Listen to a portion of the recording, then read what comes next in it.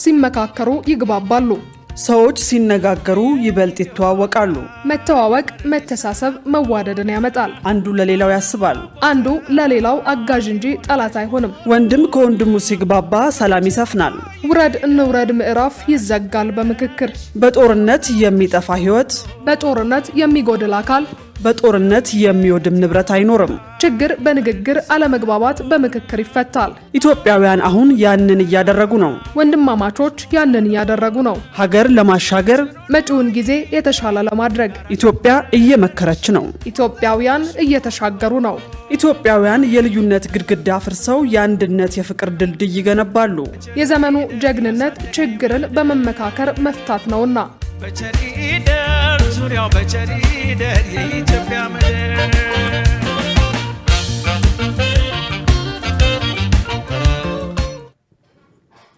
ጤና ይስጥልኝ ውድ ተመልካቾቻችን ከኢሳት ነጻ የህዝብ ሚዲያ ለሰዓቱ የተዘጋጁ ዜናዎች ይዘን ቀርበናል ከዜናዎቹ ጋር ሰላማዊት ሙልጌታ ነኝ አብራችን ቆዩ ወደ ቀዳሚው ዜና ተሻገርን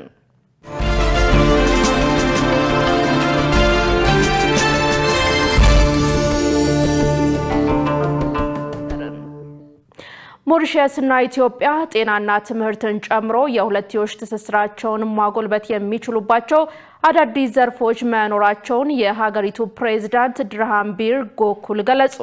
የኢትዮጵያ አየር መንገድ ከሐምሌ 5 ቀን 2018 ዓ.ም ጀምሮ በአዲስ አበባና በፖርት ሉዊስ መካከል በሳምንት 3 ጊዜ የሚደረግ ቀጥታ የመንገደኞች በረራ በይፋ አስጀምሯል። የሞሪሸስ ፕሬዝዳንት ድርሃምቢር ጎኩል የአየር መንገዱን የቀጥታ በረራ መጀመር አስመልክቶ ለፐልስ ኦፍ አፍሪካ ሚዲያ እንደገለጹት ጠንካራ የአየር ትስስር የአፍሪካን የኢኮኖሚ አቅም ለማጎልበት ወሳኝ ነው። አየር መንገዱ ወደ ሞሪሸስ የጀመረው የቀጥታ በረራ በሀገሪቱ መካከል በቱሪዝም በንግድ በኢንቨስትመንትና በሰው ኃይል ልማት ዘርፎች አዳዲስ እድሎችን እንደሚፈጥር አመልክተዋል። ጠንካራ የአየር ትስስር የአፍሪካን ሙሉ የኢኮኖሚ አቅም ለመጠቀም ወሳኝ መሆኑን ገልጸው በረራው መጀመሩ የአፍሪካ ህብረት ይበልጥ የተቀናጀ ጠንካራ የአየር ትስስር የአፍሪካን ሙሉ የኢኮኖሚ አቅም ለመጠቀም ወሳኝ መሆኑን ገልጸው በረራው መጀመሩ የአፍሪካ ህብረት ይበልጥ የተቀናጀ ሀገር ለመፍጠር የሰነቀው ራዕይ የሚያሳልጥ ነው ብለዋል። በአፍሪካ ሀገር ከሚገኙ ታላላቅ ተግዳሮቶች መካከል የትስስር አለመጠናከር ነው ያሉት ፕሬዝዳንቱ ሞሪሸስን ከኢትዮጵያ ጋር በማገናኘት አፍሪካ ይህን የቆየ እንቅፋት ለመቅረፍ ተጨባጭ እርምጃዎችን እየወሰደች መሆኑን የሚያሳይ ነው ብለዋል። ይህ አዲስ የበረራ መስመር ከመንገደኞች ማጓጓዝ ባለፈ በሁለቱ ሀገራት መካከል ያለውን የረጅም ጊዜ አጋርነት ለማጠናከር ትልቅ አቅም መሆኑን አብራርተዋል። የኢትዮጵያ አየር መንገድ መንገደኞች ወደ አፍሪካ፣ አውሮፓ፣ እስያ፣ መካከለኛው ምስራቅና አሜሪካ በቀላሉ እንዲጓዙ በማድረግ የሀገሪቱን ትስስር እንደሚያጠናክር ተመልክተዋል። ዘገባው የኢዚያ ነው። ከ440 ሚሊዮን ብር በላይ ግምታዊ ዋጋ ያላቸው የኮንትሮባንድ እቃዎች በቁጥጥር ስር መዋላቸው ተገለጸ። የጉምሩክ ኮሚሽን ከሐምሌ 1 እስከ ሐምሌ 8 ቀን 2018 ዓ.ም ባደረገው ክትትል 429.7 ሚሊዮን ብር የገቢ የኮንትሮባንድ እቃዎችና 11.2 ሚሊዮን ብር የወጪ በድምሩ 440.9 ሚሊዮን ብር ግምታዊ ዋጋ ያላቸው የኮንትሮባንድ እቃዎች በቅርንጫፍ ጽፈት ቤቶች ተይዘዋል ብለዋል። በቁጥጥር ስር ከዋሉት የኮንትሮባንድ እቃዎች መካከል አዳዲስና ልባሽ ጨርቆች፣ ቡና፣ ኤሌክትሮኒክስ፣ የግንባታ እቃዎች፣ ጥራጥሬ፣ የተሽከርካሪ መለዋወጫ፣ የመዋቢያ እቃዎች፣ ጫት፣ አደንዛዥ እጾች፣ መድኃኒት፣ ማዕድናትና የውጭ ሀገር ገንዘቦች ይገኙበታል።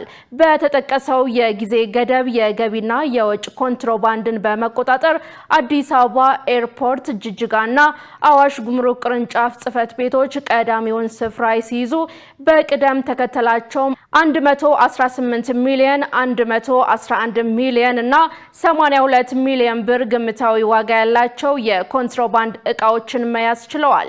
ከተቋሙ ያገኘነው መረጃ እንደሚያሳየው የኮንትሮባንድ እቃዎቹን ሲያዘዋውሩ የተገኙ 28 ተጠርጣሪዎችና 15 ተሽከርካሪዎችም በቁጥጥር ስር ውለዋል።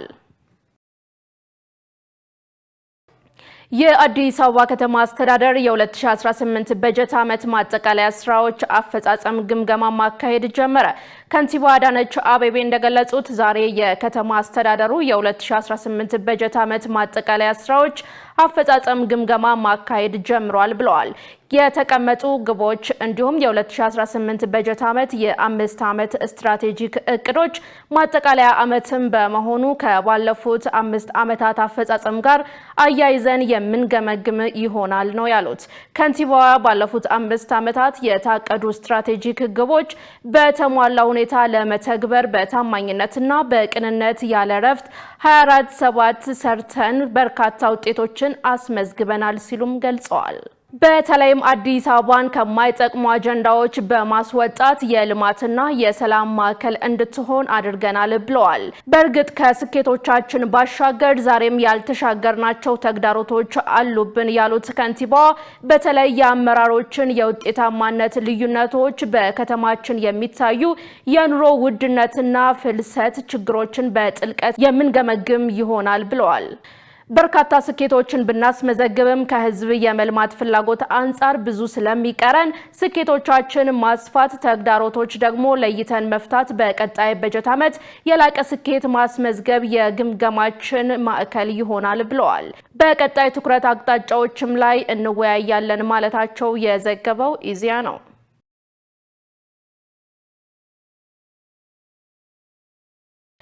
በአዲስ አበባ ከተማ በ91 ማደያዎች ላይ እርምጃ ተወሰደ።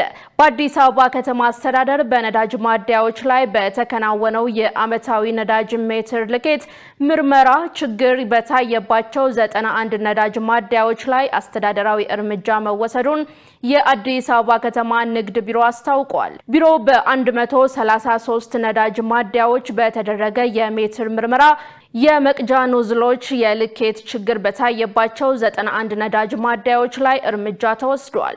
በዚህ መሰረት 3 ነዳጅ ማደያዎች ከ20 ሊትር ስታንዳርድ ከ1 ሊትር እስከ 1 ሊትር ከ560 ሚሊ ሊትር አጉድለው በመሸጥ ሸማቹን ህብረተሰብ ሲያጭበረብሩ በመገኘታቸው ክስ እንዲመሰረትባቸው ተደርጓል። በቁጥጥር ሂደት ጥፋት የተገኘባቸው 3 የነዳጅ ማደያዎች ደግሞ ከ1 ወር እስከ 2 ወር ለሚሆን ጊዜ ምንም አይነት የነዳጅ ምርት እንዳይደርሳቸውና ከትስስር እንዲወጡ ተደርጓል። ከ20 ሊትር ስታንዳርድ ከ200 ሚሊ ሊትር እስከ 499 ሚሊ ሊትር ድረስ በማጉደል 64 የነዳጅ ማደያዎች ላይ የጽሑፍ ማስጠንቀቂያ ተሰጥቷቸዋል። በአጠቃላይ በከተማዋ ካሉት 133 ነዳጅ ማደያዎች ውስጥ 91 የነዳጅ ማደያዎች ላይ ህጋዊና አስተዳደራዊ እርምጃ መወሰዱን ከኮሚኒኬሽን ቢሮ ማህበራዊ ድረገጽ ያገኘነው መረጃ ያመለክታል። በአማራ ክልል ፍርድ ቤቶችን ለማዘመን የተጀመረው ዲጂታላይዜሽን ውጤት አስመዝግቧል ተባለ። በአማራ ክልል የፍርድ ቤቶችን አገልግሎት በማዘመን የፍትህ ዘርፉን ተደራሽነት ለማስፋት የተጀመረው የዲጂታላይዜሽን ውጤት ማስመዝገቡን የአማራ ክልል ጠቅላይ ፍርድ ቤት አስታውቋል።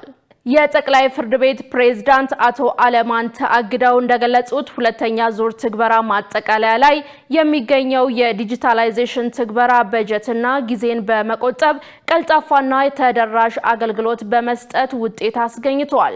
በ2018 የበጀት ዓመት ብቻ 16606 መዛግብት በኢፋይሊንግ ስርዓት የተከፈቱ ሲሆን 2564 ተገልጋዮች በስማርት ችሎትና በቪዲዮ ኮንፈረንስ አገልግሎት እንዲያገኙ ተደርጓል። በአጠቃላይ ከ51 ሚሊዮን 280 ሺህ ብር በላይ ወጪን ማዳን ተችሏል ብለዋል። ይህን ቀልጣፋና ተደራሽ አገልግሎት የአሰራር ደህንነትና ፍጥነትን ለማረጋገጥ የኤሌክትሮኒክ ፊርማና የባርኮድ አጠቃቀም ስራ ላይ መዋሉን ፕሬዝዳንቱ ተናግረዋል። የክልሉ ፍርድ ቤቶች የ2018 በጀት ዓመት የስትራቴጂክ የ3 ዓመት የትራንስፎርሜሽን እቅድ አፈጻጸም ግምገማ በባህር ዳር ከተማ ተካሂዷል። ዘገባው የጋዜጣ ፕላስ ነው።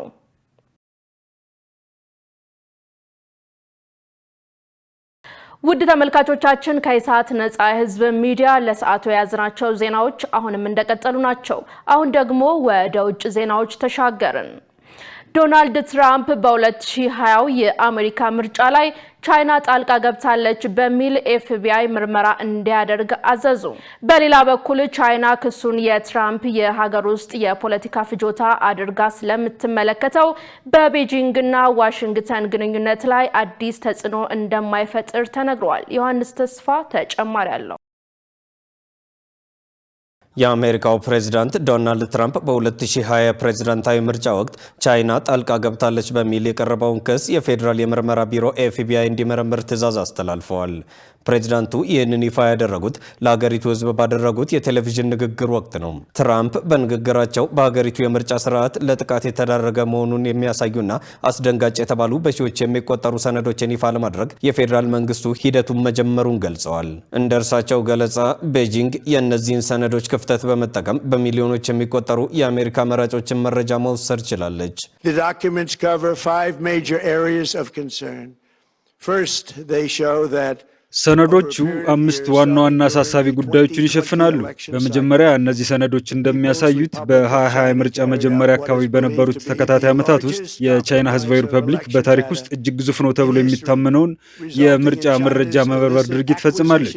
ይህም ቻይና 220 ሚሊዮን የሚጠጉ የአሜሪካ መራጮችን ፋይል በህገ ወጥ መንገድ እንድትሰበስብ አስችሏታል። ይህ የተሰበሰበው መረጃ ደግሞ የመራጮችን ስም፣ አድራሻ፣ የስልክ ቁጥሮች፣ የፖለቲካ ፓርቲ ምርጫዎችና ለመራጭነት ለመመዝገብ እንዲሁም ለሌሎች ህገወጥ ተግባራት የሚያስፈልጉ ሌሎች ምስጢራዊ መረጃዎችን ያካተተ ነው። ፕሬዝዳንቱ በፌዴራል መንግስት ውስጥ የሚሰሩና ከዲሞክራቲክ ፓርቲ ጋር ወገንተኝነት ያላቸው የውስጥ አካላት በወቅቱ የመጀመሪያ ስልጣን ዘመናቸውን ለማደናቀፍ አብረው ሰርተዋል ሲሉም ከሰዋል። ለእኔ እንደ ፕሬዝዳንትነቴ ወይም ለሌላ ለማንኛውም ሰው ያሳወቁት ነገር የለም። እኛ እስከምናውቀው ድረስ ደግሞ ለኮንግረሱም አላሳወቁም። እንዲያውም ያለማቋረጥ ይናገሩት የነበረው ነገር ቢኖር ይህ በሀገራችን ታሪክ ውስጥ እጅግ በጣም አስተማማኝ ምርጫ ነው የሚል ብቻ ነበር። የፖለቲካ ተንታኞች እንደሚሉት ከሆነ ግን የዚህ ንግግር ወቅታዊነት ከቀጣዩ የአጋማሽ ዘመን ምርጫ መቃረብ ጋር የተያያዘ ነው። ፕሬዚዳንት ትራምፕ በሀገር ውስጥ ከኢኮኖሚ መዳከም፣ ከነዳጅ ዋጋ መናርና ከኢራን ጦርነት ተቀባይነት ማጣት ጋር ተያይዞ ከፍተኛ የፖለቲካ ጫና ውስጥ ባሉበት ወቅት ይህንን ክስ የደጋፊዎቻቸውን ስሜት ለማነቃቃት እንደተጠቀሙበት ተገልጿል። ይህንን ተከትሎም ትራምፕ ኮንግረሱ የሴቭ አሜሪካ አክት የተባለውን የምርጫ ህግ በአስቸኳይ እንዲያጸድቅ ጥሪ አቅርበዋል። ይህ ህግ መራጮች ድምፅ ለመስጠት የአሜሪካ ዜግነታቸውን በህጋዊ ሰነድ እንዲያረጋግጡ የሚያስገድድ ሲሆን የድምፅ መስጫ ሳጥኖችን ደህንነት ጥብቅ በማድረግ የምርጫ ሂደቱን ለመቆጣጠር እንደሚረዳም ታውቋል። በተጨማሪም ህጉ በኤሌክትሮኒክስ የምርጫ መሳሪያዎች ላይ የሚፈጸሙ የሶፍትዌር ማጭበርበሮችን ለመከላከል ያለመ እንደሆነም ተነግሮለታል። በሌላ በኩል ዴሞክራቶች ይህ ህግ በተለይ ሴቶችን፣ አናሳ ብሔረሰቦችንና ወጣት መራጮችን ከምርጫ ተሳትፎ ውጭ ለማድረግ የታለመ የመራጮች መብት ማፈኛ ነው ሲሉ ይቃወማሉ። በቤጂንግ የሚገኙ የፖለቲካ ተንታኞች በበኩላቸው የትራምፕን ክስ የተለመደ የፖለቲካ ቲያትር ሲሉ አጣጥለውታል። የእስያ ጉዳዮች ተንታኝ የሆኑት አንዲት አንግ እንደገለጹት የተጠቀሰው የ220 ሚሊዮን መራጮች መረጃ ስርቆት አዲስ ሳይሆን እንደ አውሮፓውያኑ በ2015 እና 2017 በቴክኖሎጂ አቅራቢ ኩባንያዎች ስህተት ምክንያት በይነ መረብ ላይ በይፋ ተለቆ የነበረ አሮጌ መረጃ ነው። ቻይና ይህንን ክስ የትራምፕ የሀገር ውስጥ የፖለቲካ ፍጆታ አድርጋ ስለምትመለከተው በፕሬዝዳንቱ አስተዳደር በኩል የሚነሳው ይህ ውንጀላ በቤጂንግና ዋሽንግተን ግንኙነት ላይ አዲስ ተጽዕኖ እንደማይፈጥርም ተነግሯል። ዜናውን ስናጠናቀር አልጀዚራ፣ ሲኤንኤን እና ሌሎችን ዋቢ አድርገናል።